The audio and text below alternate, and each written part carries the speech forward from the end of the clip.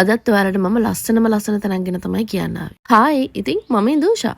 අපි අද මේ ඉන්නේ කොග්ගල. කොග්ගල කියලා කියන්නේ එක පැත්තකින් මුහුදක් අනිත් පැත්තෙන් කලපුවකින් වටුණු ලස්සන ගමක්. ඉතින් ඔයාලට දැන් මේ පේන්නේ අන්නේ කලපුව. මේ යන පාර අවසානයේ තියෙන ලස්සන ආරාමයක්. මෙතන ගොඩක්ම ප්‍රසිද්ධයි බෝට් රයිඩ්ස් වලට. ඒ වගේම තමයි මෙතන ෂූට්ස් වලට වගේ හැමත් හරිම ලස්සන තැනක්. බෝට් රයිඩ් එකේ යන ගමම ෂූට් එකක් කරගන්නත් පුළුවන්. ඇත්තටම මෙතනට ගියාම හරි අමුතු ලස්සන නිස්කලංක භාවයක් දැනෙනවා. කිසිම සද්ද බද්දයක් මම කලින් කිව්වා වගේම වටපිටාවෙන්ම නැහැ. හරිම නිස්කලංකයි. මට නිකන් මේ අඩිපාරෙන් යදි තේරෙන්නේ දිව්‍ය ලෝකෙට යන පොඩි පාරක් වගේ.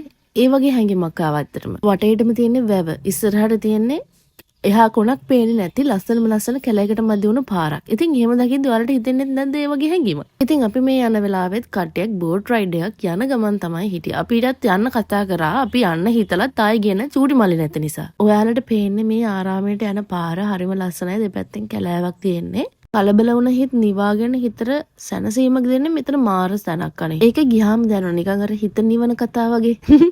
ඇත්තටම අපේ ජීවිතේ කාර්යබහුලත්වයත් එක්ක මේ වගේ තැන්වලට ගියාම අපිට දැනෙන නිදහස නිසාම ඒ තැන්වල ජීවිත කාලෙම නතර වෙලා ඉන්න හිතිලා නැද්ද ඔයාලට?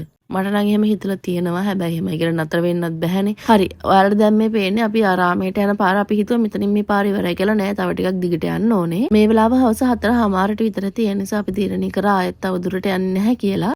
මට ඔයාලට කියන්න දෙයක් තියෙනවා. මේ බලන්නකෝ මේ තැන් වලටත් ඇවිල්ලා මිනිස්සු පරිසරය අපිරිසිදු වෙන විදිහට හැසිරලා තියෙනවා. ඇත්තටම මෙහෙම දේවල් කරන්න එපා. මේව මහා නරක වැඩ. මම මේක වීඩියෝ කරගත්තෙම ඔයගොල්ලන්ට පෙන්නන්න. ඉතින් මේ තැන් වලට ගිහලා ලස්සනට මේ තැන් ආරක්ෂා කරලා පරිස්සමෙන් ඔයාලත් ගෙදර එන්න. කොග්ගල පැත්තට යනවා නම් අනිවාර්යෙන් මේ තැනටත් ගිහින් බලන්න. එහෙනම් අදට ගිහින් එනකම් බයි.